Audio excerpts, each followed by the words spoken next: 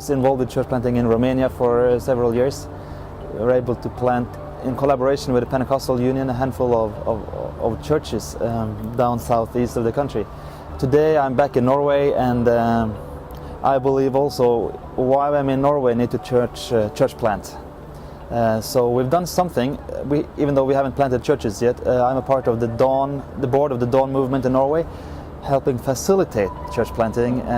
For instance, we just released a new DVD, 80-minute documentary on church planting, where we're telling stories of 8 or 9, I think, church plants in Norway that have succeeded. And I believe that this DVD will be a reference point in the years to come in Norway, where we say it's possible to plant churches, and when we plant new churches, that doesn't mean that the other churches in the area are losing ground. It means that new people are coming to faith, and that's what we've seen in Norway as well through church planting. So just gotta go for it.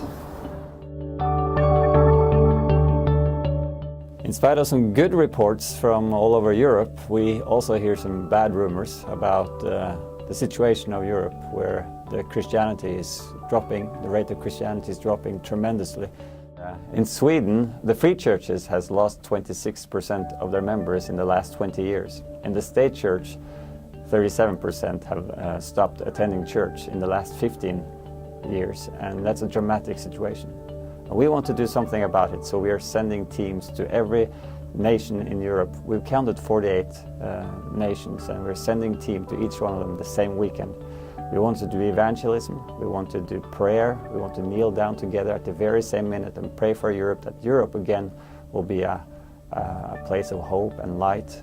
And we will encourage the churches, but most of all we hope that the young Norwegians will get a calling to go to Europe. So that will be fun. We call it risk. It's high stakes. Well, in Kamchatka we're doing church planting and reaching out indigenous people groups like Karyak, Ivan, Itilmen and Aleuts, and going by snowmobiles, like about sometimes 1,500 kilometers in the tundra. It's minus 40 outside, but reaching people for the Jesus and having church around those areas.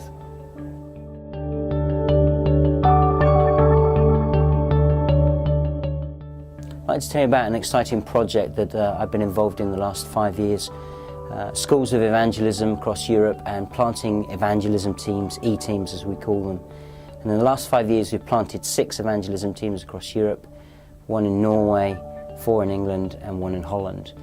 And we're basically trying to rejuvenise evangelism in Europe and ask lots of questions in our training programme. What does evangelism look like in this 21st century? What would be the new street performance of the day? How do we encourage lots of people to get involved in evangelism?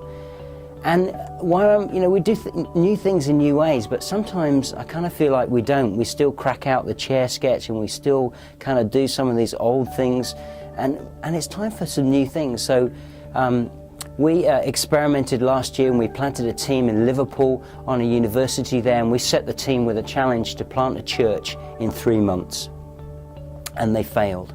Instead they planted 3 churches in 3 months. And it's doable, and they just networked and they brought some non-Christians together and Christians together and started just meeting on a regular basis around a common interest. And it's been exciting to see what God is doing in different places around Europe. And so if you're interested and you're watching this and just say, how can I get involved? Just come and check out the eteam.org website, and you can find out more information there about evangelism teams across Europe, School of Evangelism. And particularly, one of the great things about the SOE is that we're helping not just train up people getting involved in evangelism, but leaders too. So on the current school, we have somebody who's come as a staff student so that she can go back to her base for her outreach, and then after that she can then actually plant an SOE on that base. So we can multiply this school through the mechanism that we're creating.